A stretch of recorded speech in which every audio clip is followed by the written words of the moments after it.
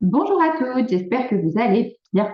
Alors, cette semaine, on reste sur le sujet de la prise de poste qu'on avait touché du doigt la semaine dernière sur la question de accepter de ne pas tout savoir dès le départ quand on prend de nouvelles fonctions. Et j'avais envie finalement d'aller un peu plus loin sur la question de la prise de poste parce que c'est souvent une période qui est quand même assez ambivalente. Et c'est vrai que ce que je constate en général, c'est que on a cette espèce de mélange d'excitation et d'appréhension à la fois, qu'on a à la fois hâte de se lancer et peur de mal faire, qu'on a peur finalement de l'image qu'on peut donner. Donc, on veut montrer qu'on est investi, qu'on est à la hauteur. On a tendance, du coup, évidemment, dans ce genre de cas, à mettre les bouchées doubles, à dire oui un petit peu à tout, à aussi être un bon petit soldat pour prouver qu'on est légitime, quitte parfois à adopter des méthodes de management ou de leadership qui parfois ne sont pas forcément les nôtres pour rester adoptés par le groupe. Et donc, évidemment, en filigrane, on a l'expression de ce qu'on appelle le syndrome de l'imposteur et le syndrome de la bonne élève. Alors, j'en avais fait deux vidéos, donc je pourrais vous remettre les liens dans les notes pour que vous puissiez aller jeter un petit coup d'œil pour voir à quoi ça ressemble de façon concrète. Euh, et du coup, finalement, quand on est dans ce constat-là de la prise de poste avec l'ambivalence qui va autour, finalement, on se rend vite compte qu'on a tendance à très vite s'épuiser, à travailler deux fois plus qu'on peut-être le ferait traditionnellement. On a tendance à dire oui quand on pense non pour être sûr que finalement, on ne fera pas de vagues. On va avoir tendance, du coup, en prenant un peu tout ce qui vient, à ne pas prioriser. Donc, on est vite débordé. Et puis, finalement, on a tendance, du coup, à vouloir plaire à tout le monde et, du coup, à oublier d'être qui on est habituellement en tant que professionnel, en tant que manager, en tant que leader. Et très vite, l'équilibre vie pro-vie perso peut s'en trouver affecté. Et puis, la confiance qu'on a en soi s'étioler aussi parce que finalement, en filigrane, on a un peu l'impression que si on est 100% nous dans cette prise de poste, avec vos limites, votre style de leadership, vos méthodes, etc., que finalement, ce soit peut-être pas assez bien pour que vous ayez votre place dans l'entreprise. Donc, on a tendance à finalement se travestir un petit peu, changer un petit peu qui l'on est pour avoir l'impression de plaire finalement à ce nouveau cadre dans lequel on travaille. Et puis, du coup, on est quand même très vite KO et puis ça peut créer des tensions aussi à la maison, d'avoir un petit peu ce rythme complètement chamboulé et ce changement qui n'est pas négligeable. Donc, moi, ce que je vous propose de faire à la suite de ce constat-là, c'est d'envisager la prise de poste un petit peu sous un autre angle et de se rappeler que dans un premier temps, vous n'avez pas besoin de changer qui vous êtes pour prendre ce poste. Pourquoi? Parce que c'est la personne que vous êtes qui finalement a séduit les personnes qui vous ont recruté et et ce sont aussi vos compétences et votre expérience et ce que vous avez pu apporter déjà en entretien et démontrer qui font que vous avez été choisi. Donc, vous n'avez pas besoin d'être différent pour mériter votre place.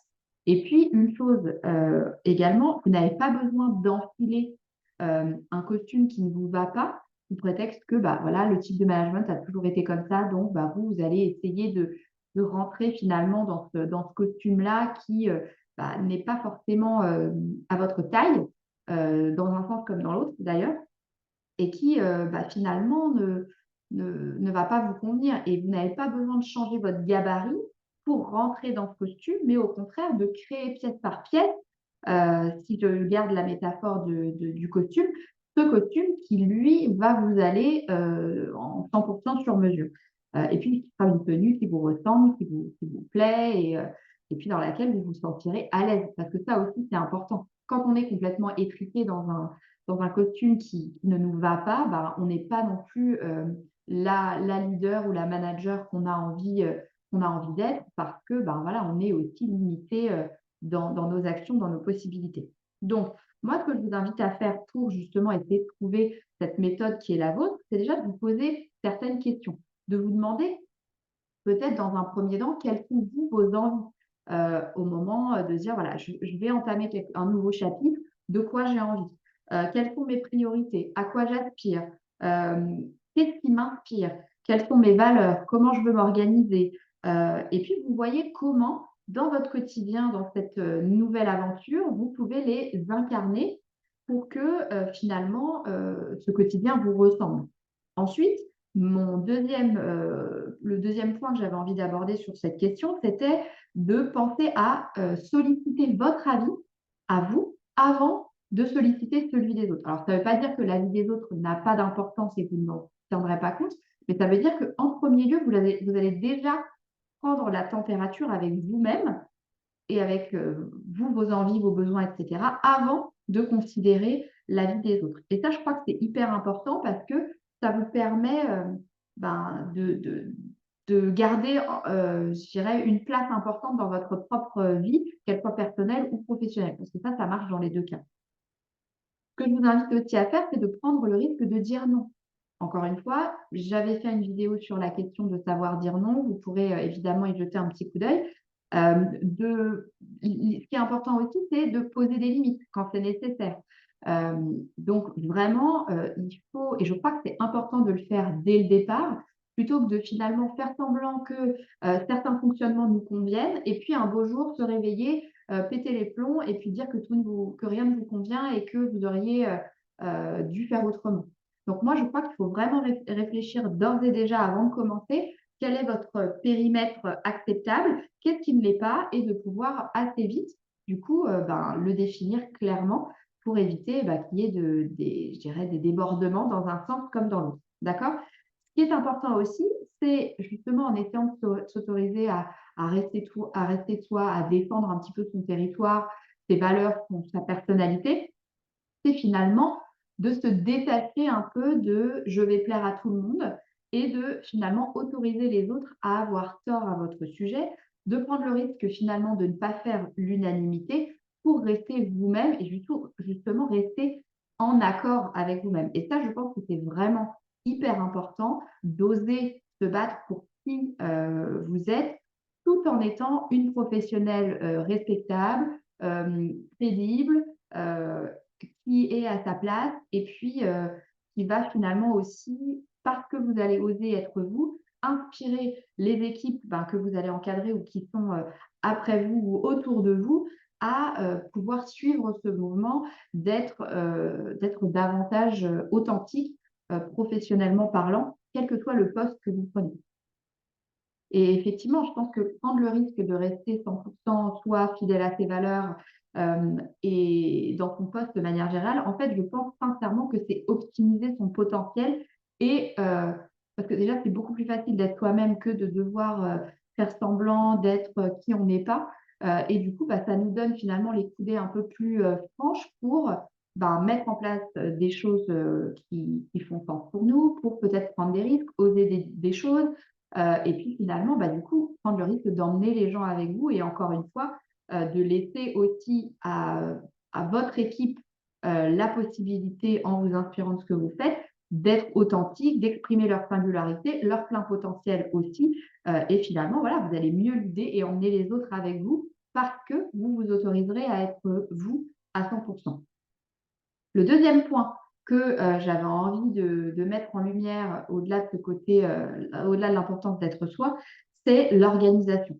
Évidemment, quand on démarre un nouveau poste, il faut réussir à garder un certain cadre et un œil sur ses priorités. Il faut montrer qu'on est investi, mais il faut aussi s'assurer que le quotidien à la maison continue de suivre, les enfants si vous en avez à gérer, ou votre vie personnelle, votre vie sociale, que tout ça garde une place.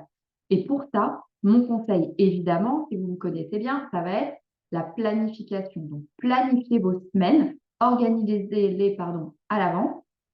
Ce sera la meilleure façon déjà de garder le contrôle sur la façon dont vous allez gérer votre temps, de garder de la place pour ce qui est important et puis de garder évidemment vos priorités bien au clair sur votre agenda, quelle que soit votre méthode, qu'elle soit digitale ou papier, mais planifiez aussi des temps pour souffler, des petites bulles dirais, d'air durant vos journées aussi pour avoir l'opportunité de prendre parfois du recul quand c'est un petit peu speed. Donc voilà, faites-le. Encore une fois, si vous avez besoin de voir un petit peu ce qu'il en est pour la planification, j'ai tout ce qu'il vous faut aussi sur ma chaîne YouTube, donc n'hésitez pas à aller faire un petit tour si vous avez besoin d'outils. Le troisième point que j'avais envie de vous partager aussi, c'est la notion d'inconfort. La notion d'inconfort, elle va avec la nouveauté, elle va avec le côté, euh, oui, le côté un petit peu aventure, le côté nouveauté, forcément implique qu'il va y avoir de l'inconfort. Donc, il faut l'accepter parce que ça fait partie du deal, ça fait partie de l'aventure à partir du moment où vous prenez de nouvelles fonctions. Accepter aussi de ne pas tout savoir, on l'avait évoqué la semaine dernière, ça c'est hyper important. En gros, partez du principe que de toute façon, cette période va être inconfortable, c'est nouveau, c'est normal et c'est OK. Vous ne faites rien de travers, c'est juste que vous vous développez. Et quand on se développe, bah, il y a un certain inconfort malgré tout parce que finalement, on sort de sa zone de confort. Donc, bah, évidemment, c'est inconfortable par définition. Le quatrième point que j'avais envie de partager avec vous aussi sur ce sujet, c'était la question d'être patiente et compatissante avec vous-même. Donc, essayez de jouer dans votre propre équipe et d'être peut-être votre meilleure copine sur le sujet pour essayer de relativiser, d'être patient. Euh, Clairement, mettre en place un nouvel équilibre, ça prend du temps, ça nécessite des essais, des échecs. On a parlé d'inconfort, mais ça nécessite de la ténacité. Clairement, Rome ne s'est pas fait en un jour. Donc, prenez du temps, soyez patient, ne vous mettez pas la pression parce que de toute façon, ce sera contre-productif, pardon, et vous allez avoir tendance davantage finalement à vous brider qu'à vous rendre les choses plus simples. Donc, allez-y pas à pas, soyez patient, faites-vous confiance et les choses vont prendre leur place petit à petit, un pas après l'autre. Vaut mieux que de vouloir faire des pas de géant et du coup de trop flipper de le faire et de ne pas avancer. Donc, on y va mollo, on est patient. Et le dernier point qui, je pense, est quand même important, c'est d'envisager de vous faire coacher. Je ne vous dis pas ça parce que je suis coach, mais je crois sincèrement que dans ce genre de situation, prendre de nouvelles fonctions, c'est un défi à plein de niveaux. Ça chamboule finalement à la fois vos références, vos repères professionnels et évidemment, ça a un impact sur votre vie personnelle. Donc forcément, c'est un petit peu désorientant, déstabilisant parfois et réussir à créer pour soi la carrière finalement inspirante que l'on souhaite, sans négliger ce qu'il y a autour, sans s'épuiser aussi. C'est pas forcément facile. Et en fait, se faire coacher, ça vous permet finalement d'avoir un guide qui vous accompagne sur le chemin de cette nouvelle aventure, qui vous aide finalement parfois à vous recadrer, parfois à remettre un petit peu en lumière ce qui est important pour être plus efficace. Ça vous aide aussi à garder et à développer votre confiance en vous en finalement vous montrant que vous pouvez avancer là où vous ne pensiez peut-être pas forcément pouvoir aller, donc en faisant tomber certaines barrières qui vous limitaient jusque-là. Et puis, ça vous permet finalement de vous aider à développer, à déployer votre potentiel pour justement vous donner les chances d'avoir cette carrière qui vous plaît sans complètement négliger vos autres priorités, les choses qui sont importantes pour vous à la maison. D'accord? Donc, c'est hyper important de le considérer et c'est bien de comprendre quel est le cheminement et quel est l'intérêt finalement du coaching parce qu'il est, il est réellement profond, multiple et je crois qu'on n'a pas forcément conscience de ce que ça peut, de ce que ça peut apporter, de ce que ça peut changer. Donc, je pense que dans ce genre de situation, ça peut vraiment être un plus que d'être accompagné sur le chemin. D'accord? Donc, si jamais ça vous intéresse, que vous êtes dans cette situation justement de prise de poste, que vous êtes un petit peu perdu, qu'il y en a dans tous les sens, que vous ne savez pas forcément par où commencer pour vous assurer que les choses se passent du mieux possible en tous les cas, n'hésitez pas, vous pouvez me faire votre demande soit par message en lien avec cette vidéo, ou alors directement sur mon site internet, dont je remettrai le lien aussi dans les notes, et vous pouvez faire votre demande sur l'onglet « Travailler avec moi ». Je vous recontacterai évidemment par la suite. On fixera, ce qu'on appelle une séance découverte. Donc c'est pareil, c'est totalement gratuit, ça vous engage absolument à rien, mais ça vous permet, ben, déjà qu'on fasse connaissance un petit peu, de voir quelle est votre problématique, comment moi je peux vous aider. On va travailler évidemment un petit peu, sur, bah, voilà, une initiation un petit peu au coaching, comme ça vous voyez un petit peu aussi à quoi ça ressemble et puis en fonction de ça, on voit comment on peut avancer, par la suite. Voilà, on fait totalement, du sur mesure en fonction de vos besoins, évidemment. Donc voilà pour, cette semaine. La semaine prochaine, on parlera de cette notion de leadership et surtout de quel leader est-ce qu'on a envie d'être. Que ce soit sur une prise de poste ou que ce soit quand on a un poste déjà existant ou une promotion et cetera. Donc je crois que c'est important de prendre le temps de se poser ce genre de questions pour ensuite pouvoir incarner le leadership qu'on a envie d'exprimer auprès de ses équipes ou de ses collègues, hein, parce qu'un leader n'est pas toujours manager et un manager n'est pas toujours leader. Et ça, je crois qu'il ne faut pas l'oublier. Donc, en tous les cas, voilà pour aujourd'hui. J'espère que ça vous aura été utile si vous êtes soit dans un cheminement de changement de poste, soit justement sur le point de prendre de nouvelles fonctions. Et puis, bah, d'ici à la semaine prochaine, je vous souhaite à tous une bonne fin de semaine et puis bah, un bon week-end prolongé pour celles qui auront la chance d'en profiter. À très vite. Au revoir.